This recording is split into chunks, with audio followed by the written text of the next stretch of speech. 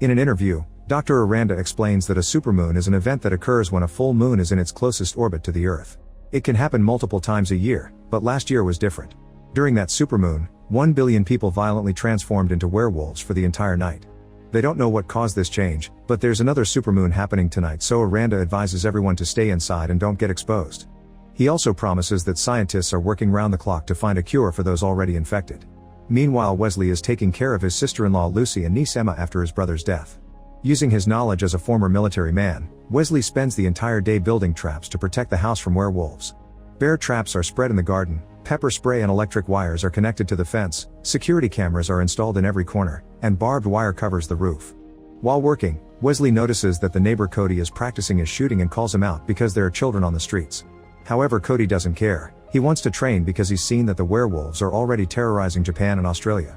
At the same time, another neighbor named Reagan brings some cookies to cheer Emma up since today's the anniversary of her father's death. To thank her, Lucy gives her some extra batteries and pepper spray. After Reagan leaves, Wesley announces the house must be locked for the rest of the day and goes over the rules with Lucy again. They must not open the door for anyone, not make any noise, not draw attention, and not hesitate to shoot. Since Wesley works for the Centers for Disease Control or CDC, he's on duty tonight and apologizes to Emma and Lucy for leaving. Once he's gone, Lucy locks all the doors and windows. Downtown, the military has taken over the streets. A curfew is about to start, so buses are picking homeless people to send them to shelters. Wesley suspects any person who looks strange and cringes at the pessimistic signs. When Wesley makes it to the CDC facility, Aranda introduces him to the press as the leader of the Global Rapid Response Team and lead molecular biologist. The second in command is Evan, and Amy is chief canis lupus biologist and behavioralist. Aranda explains that the supermoon triggers rapid DNA mutation and is photosensitive to moonlight. Tonight the CDC hopes to find a way to block this mutation, and so far they've developed a liquid called moonscreen which should act as a barrier between the moonlight and DNA. If it goes well, it could be developed into a cure. He finishes the conference by reminding everyone to stay inside. Afterward, everyone goes inside the facility and all the exit points are sealed. Amy watches the arrival of her boyfriend Miles, who transformed into a werewolf last year. She remembers their last kiss and how he assured her that volunteering for the experiment was his choice. Miles is put inside a cage and chained up as a precaution since werewolves can feel when there's a supermoon coming. Wesley, Evan, and the other scientists put on special suits that have digital screens on the visors showing the vitals of their test subjects. The scientists put moonscreen drops on the volunteers' eyes, then they spray their whole bodies with moonscreen as well. One of the test subjects is starting to have second thoughts because she's scared, but her concerns are ignored. Miles tries to calm her down while the last two volunteers are already going crazy with excitement. Then the ceiling is open to let the moonlight in, but none of the test subjects transforms, which means the moonscreen works. Aranda immediately orders the team to take samples to start working on a cure. Wesley and Aranda look at the samples and notice the mutation is some kind of immunological defense system. They conclude the supermoon is triggering a dormant defense response, but they can't understand why it only became reactive last year. Suddenly Miles starts transforming, which means the effect of the moonscreen only lasts 60 minutes. Evan pushes the machine to try to spray him again, but Miles reaches through the bars to grab it and Evan freezes. At that moment the other test subjects start to transform too. As Amy orders her assistants to close the ceiling, Miles pushes the spraying machine, which crashes against a cage and a bunch of equipment. This triggers a short circuit that messes with the power and stops the ceiling from fully closing.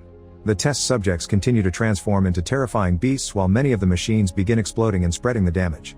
Most scientists start to run, but Aranda's suit is damaged by one of the explosions and his body is exposed to the moonlight, so his DNA is starting to react too. Wesley holds Aranda down while Evan searches for a tranquilizer, but unfortunately he isn't fast enough. Aranda finishes transforming and his new hairy body breaks out of the protective suit, slashing Evan with his claws in the process. Then a scientist opens fire and the werewolf runs away, but some stray bullets open more cages. While Wesley takes a bleeding Evan into another room, the other werewolves also escape and start killing the armed scientists. Between the smoke from the explosion and the power failing, it's hard to see in the room, so one by one the scientists are snatched in the darkness. A werewolf picks up an armed man and throws it at the window to break it, creating an exit. In the corridors, the rest of the staff is trying to evacuate, but soon the werewolves reach this area too and keep on killing. After being startled by a falling body, Amy reunites with Wesley and Evan. While they struggle with the infirmary lock, a werewolf drops another body nearby and begins approaching them. Luckily they unlock the door just in time and rush into the infirmary before a soldier opens fire, finally killing this beast. Then Wesley and Amy try to take care of Evan's wound, but it's too late, he's lost too much blood and died. Amy freaks out and wants to find Miles, but Wesley stops her as he points out her boyfriend is now a violent monster and she can't do anything. When Amy says they should stay in the infirmary and wait for help, Wesley informs her that the rest of the staff is already evacuated and is just a matter of time before one of the other werewolves breaks the door. Back in town, howling can be heard in the neighborhood and the lights flicker as power starts to malfunction. Reagan can't find her mother but hears some weird noises, unaware there's a werewolf in the kitchen. Lucy checks the security cameras and sees another beast running down the street. The werewolf climbs a tree in the garden and Cody opens fire from his window. All his shots miss and the werewolf approaches the house to break the window, letting the moonlight in. Now Cody's DNA reacts and he begins transforming too. In the facility, Amy and Wesley carefully sneak around to avoid the werewolves until they make it to the armory, where they suit up and grab as many weapons as they can carry. Then they put moonscreen in their eyes and spray any exposed skin before setting 60 minutes on their watches. Wesley makes Amy promise that if either of them turns, the other will shoot.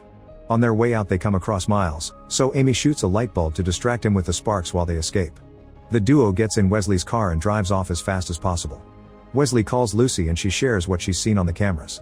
At that moment Reagan appears outside, begging Lucy to let her in because a werewolf killed her mother and she doesn't want to be alone. Lucy wants to help but Wesley reminds her that opening the door is dangerous. While they argue, a werewolf attacks Reagan and quickly kills her too. Since Wesley is distracted by the phone call, he ends up crashing the car into a bus. The call ends and Lucy has a panic attack while hearing Reagan screams as she's murdered. The werewolf attacking her is Cody, who pushes his body against the fence to activate the electric trap. Lucy sees him on the cameras and activates the pepper spray to keep him at bay. In the car, Amy and Wesley begin crawling out before the flames reach them. Wesley realizes he dropped his phone but there's no time to go back for it and Amy has to drag him away. Now the duo has no choice but to continue on foot and make sure to stay hidden when they find some werewolves destroying a bunch of cars. They carefully move behind some parked vehicles to keep advancing, but unfortunately more beasts appear on the other end of the street and now the duo is surrounded. To take cover, they hide under a car and make an effort to stay silent while the wolves keep on breaking things. The beast even sniffs their car, but luckily it doesn't find them and soon the wolves leave the street. When Amy and Wesley come out, the watch alarm goes off to remind them they need to take moonscreen again. The werewolves hear this and start chasing after them, so the duo has to run. Amy notices a mall's gate's about to close, so they hurry up and slide under the gate right before it touches the ground, leaving the furious werewolves outside. There's a kid there who asks them to follow him, and as the duo does so, they notice a bunch of people locked behind the different store gates. Wesley realizes this is a market with underground tunnels that they could use to cross the city safely. Suddenly a blade appears on Amy's neck and the masked people who live down here threaten to attack.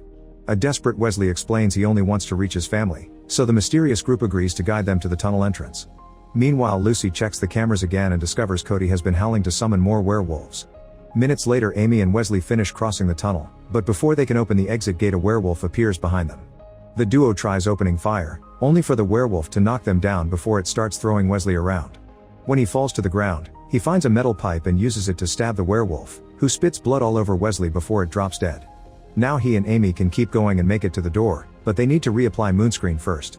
Unfortunately the liquid has become too hot to be effective now. Noticing a store open nearby, the duo covers themselves with some tarp and runs to storm into the building. They break the door in the process and the alarm activates, so Amy rushes to destroy it before it could alert the werewolves. Then Wesley puts the moonscreen in the fridge and now they have to wait. Minutes later, Wesley hears a strange sound and follows it to find a child in the store. To his shock, the kid is also transformed and is now eating a cat. He doesn't dare to shoot the child, but luckily Amy has a teaser and quickly knocks the creature out. In town, the beasts find a way to destroy half of the cameras in Lucy's home.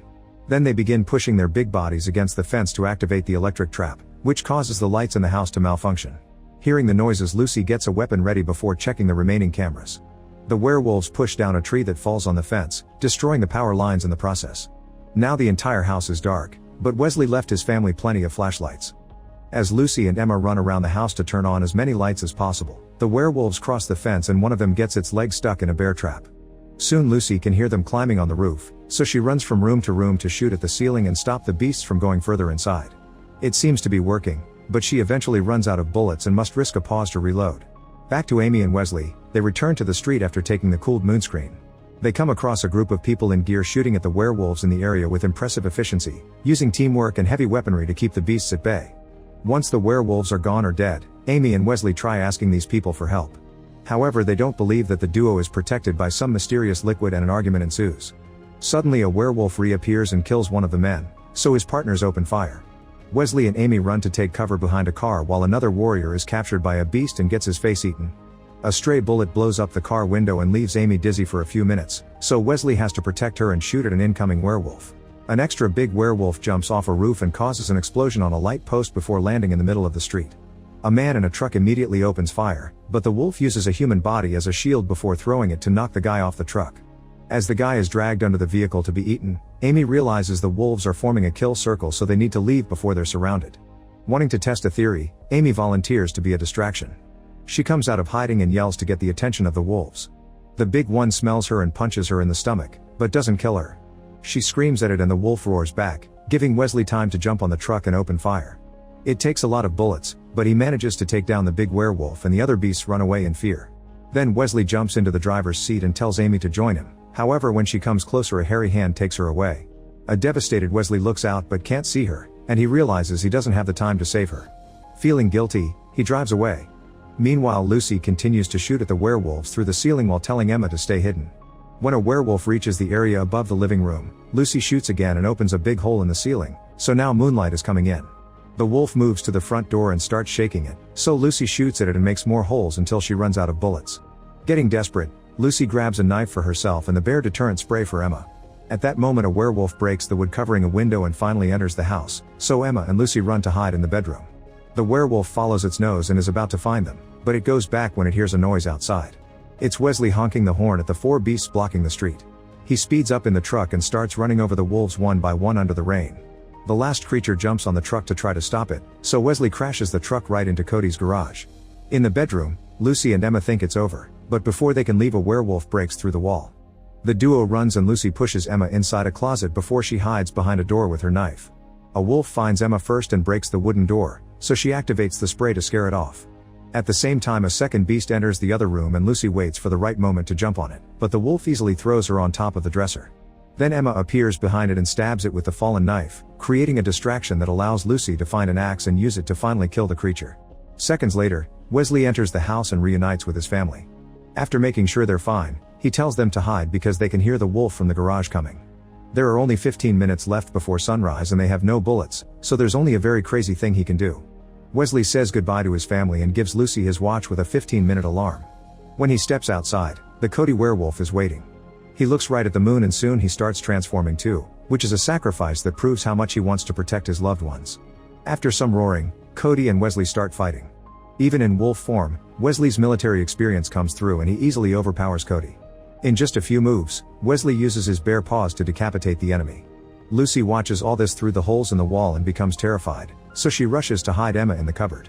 At that moment, she finds a bullet on the ground and gets her weapon ready before she starts begging Wesley to remember his family. Her words aren't enough to stop him from bursting through a sealed back door, thus Lucy shows him a picture of his brother next. This doesn't work either and Wesley roars, making her fall. Lucy has no choice but to get ready to shoot, but suddenly the watch alarm goes off. Remembering Wesley's words, Lucy shoots at the window instead, allowing the sunlight to come in. When she looks up, Wesley is human again. Make sure to subscribe and turn on notifications so you can watch more videos like this.